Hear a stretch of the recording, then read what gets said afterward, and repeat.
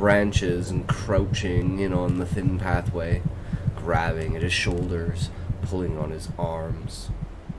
He had seen her convulsive turning, heard the rhythm of her percussive chanting, his panic escalating to terror as the sun stooped low in the sky, its radiance now matching the descending flora that pooled on the forest floor, concealing tangled roots that seemed to conspire against his graceless steps.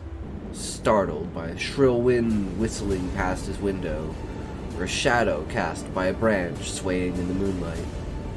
The forest was deep, and their town, merely 40 souls, was only approximation of civilization for miles.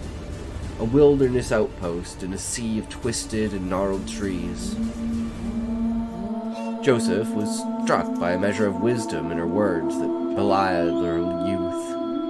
When the sun sank low, his worry coiled into panic, tightening about his chest like iron.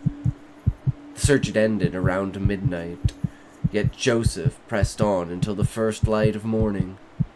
He wandered the woods until noon, until exhaustion laid him low. The waterlogged, half-decomposed face stared back, though the features were scarcely recognizable. He knew it. The face of his own son, Ezra. Who else could it be? Driven by a mixture of dread and compulsion, he crept around the corner and peered through the same window Ezra had glimpsed the night of his disappearance. What he saw struck him dumb. Edith Sinclair, bare and trembling. The firelight from nearby hearths danced across their faces, painted them in sudden, fearful relief.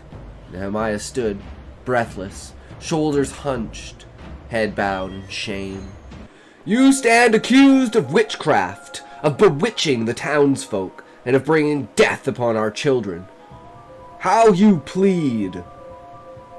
Amid the flickering shadows and the stifling smoke, horror revealed itself, not in the witchcraft she allegedly practiced, but in the certainty of a town convinced it had found evil.